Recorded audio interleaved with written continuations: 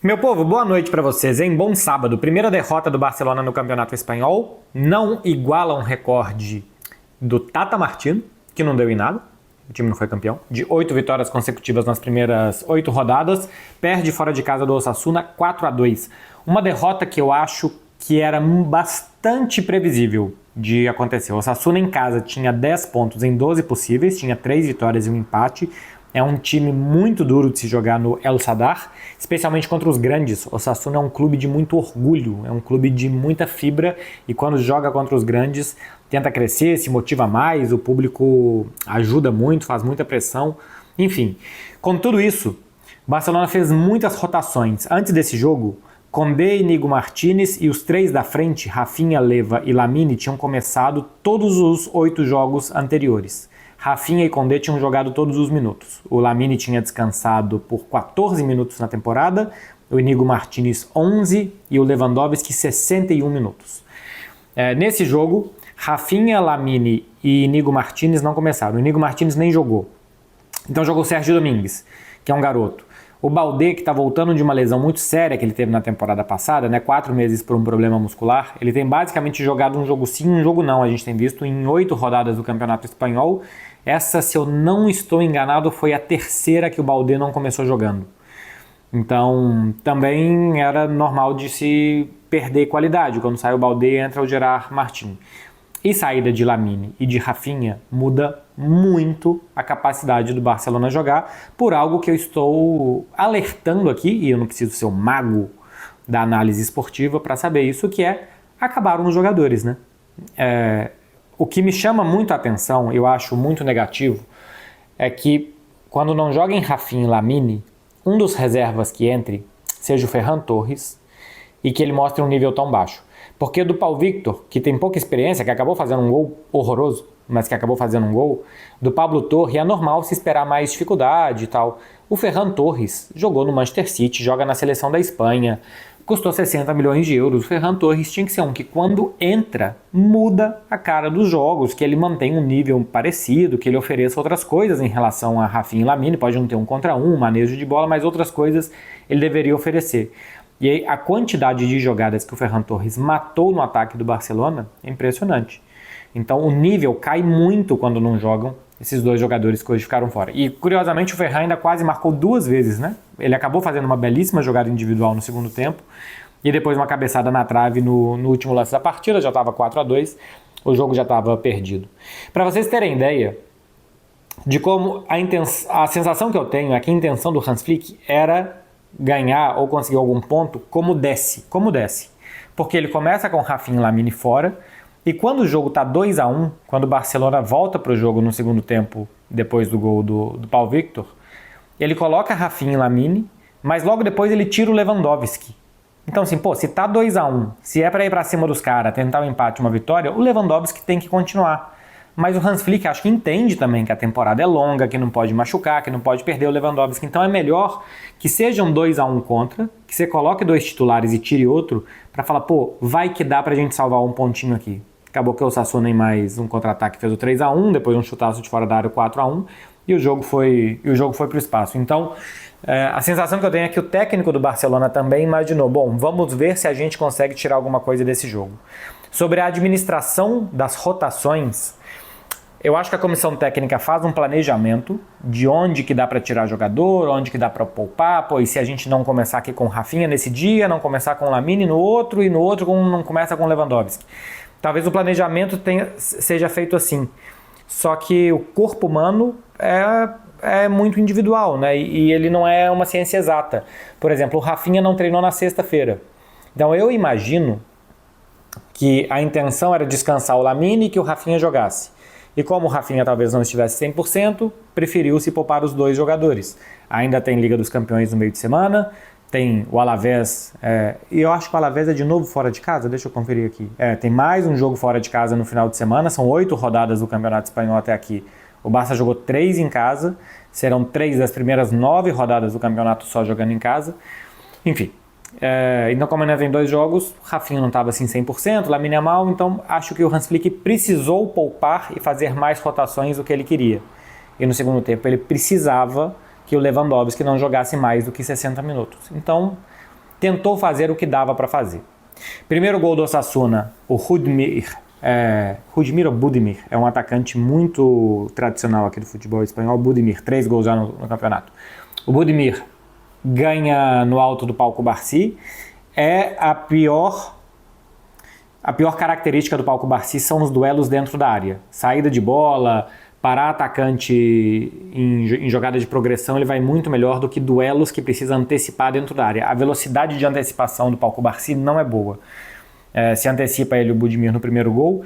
O segundo gol, o Barcelona reclama bastante uma falta do Pau Victor no meio campo. O jogador do Osasuna toca primeiro a bola, depois toca o jogador do Barcelona. Eu acho que não é falta, mas teve um gol do Barcelona contra o Rayo Vallecano, que o Condé também toca a bola, depois o jogador do Rayo Vallecano, e o gol é anulado por falta. Então, pelo menos que se marque a mesma coisa sempre no mesmo campeonato. Critérios diferentes, árbitros diferentes, enfim, isso acontece na Espanha, no Brasil, em todo lugar. O Barcelona reclamou bastante, para mim é um golaço do Brian Zaragoza, começou no Granada, fez um belo jogo contra o Barcelona na temporada passada, foi pro Bayern de Munique, praticamente não jogou, está emprestado ao Osasuna. Aí depois no segundo tempo o Barça volta pro jogo com esse gol do Pau Victor, né? Um erro do Herrera, do goleiro do Osasuna, que 1 minuto antes tinha feito uma defesaça no chute do Lewandowski. Futebol é muito ingrato, né? Você faz uma defesaça parando um gol do Lewandowski cara a cara e 1 minuto depois sai jogando errado e depois praticamente coloca a bola para dentro do gol, Sérgio Herrera. 2-1, parecia que o Barcelona ia voltar pro jogo, colocou a Rafinha, Lamine Yamal. Em contra-ataque rapidíssimo saiu o pênalti do Sérgio Domingues. Teve gente que falou, tinha que ter sido expulso. Não. Pela regra, se é o último homem, mas está disputando a jogada, não tem dupla punição. Então é pênalti e amarelo, não pênalti e vermelho. E ele disputou a jogada, ele não foi para fazer o pênalti, ele foi para tentar acertar a bola, um cruzamento, não conseguiu chegar a tempo, acertou o adversário, e depois o Osasuna fez 4-1 num chutaço de fora da área. Praticamente a única coisa positiva que eu achei no jogo foi o golaço do Lamine Yamal. Assim, participa de mais um gol, o Lamine Yamal eu acho que vai somando muito participações em gols, já tem muito mais que na temporada passada. Se eu não me engano, e eu vou conferir aqui agora para ver se eu não me engano mesmo, se eu não me engano ele já participou de 10 gols nessa temporada. Deixa eu ver se eu acho aqui, enquanto vocês vão dando like aí no vídeo, vocês façam um favor. Lamine Yamal, estatísticas na temporada. 5 gols, 5 assistências tem o Lamine. Temporada passada inteira ele participou de 14. Nessa ele já participou de 10. A gente ainda está em setembro. Setembro acabou, né? Agosto e setembro. Em 9 jogos o Lamine Yamal participou de 10 gols. Então, assim, vai crescendo a participação dele, ofensiva, e fez um golaço. Para mim é praticamente a única coisa positiva. Tirando isso, Pedri acho que chamou o jogo. Faltou gente com quem ele dialogar na frente, para quem ele passar a bola, com o Pau Victor, com o Ferran Torres, ficava mais complicado.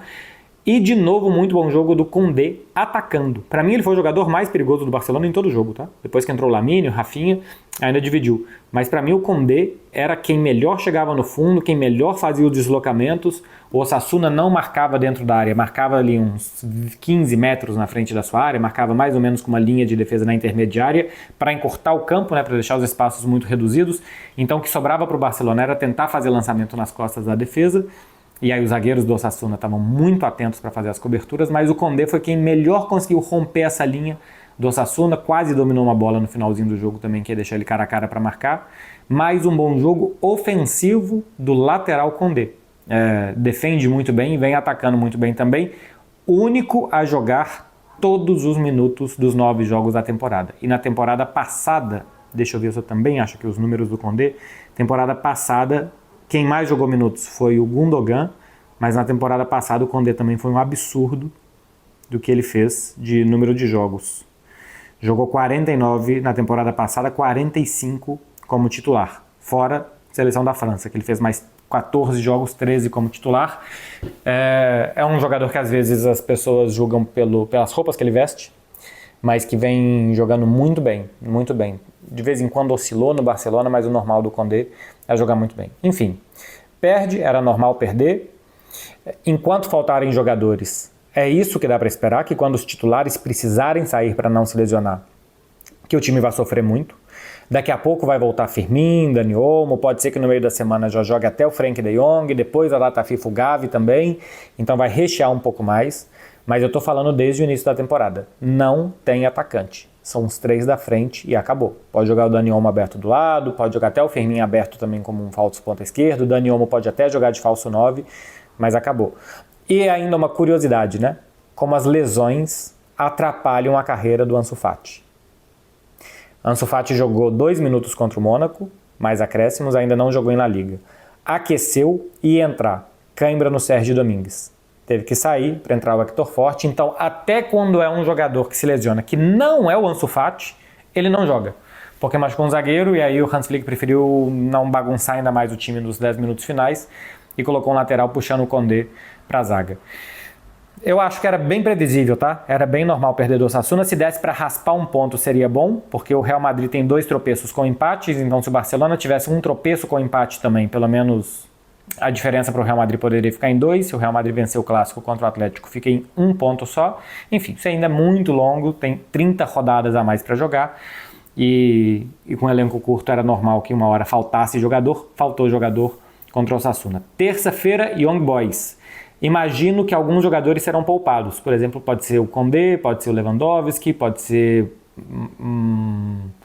Pau Cubarsí, mas acho que Lamine, Rafinha vão jogar. Pedri talvez jogue, jogou 90 minutos hoje, não sei, mas Lamine e Rafinha vão jogar contra o Young Boys. Barcelona precisa ganhar na Champions, tropeçou fora de casa, não pode se dar o luxo de mais um tropeço, porque depois tem Bayern de Munique. Então tem que ganhar do Young Boys e acho que para isso hoje mais jogadores foram poupados. Para que o time ganhe na Liga dos Campeões, que é uma liga mais curta, de 8 jogos, a La Liga tem 38, então nessa de 8 jogos que o Barcelona já perdeu 1, a margem de erro é muito menor. E depois tem Alavés, data FIFA, descanso? Não. Todos os melhores jogadores vão ser convocados para as suas seleções, viagens e mais 2 jogos. Tá falado, meu povo? É isso daqui, Osasuna 4, Barcelona 2, o Barça segue líder do campeonato, 7 vitórias e 1 derrota.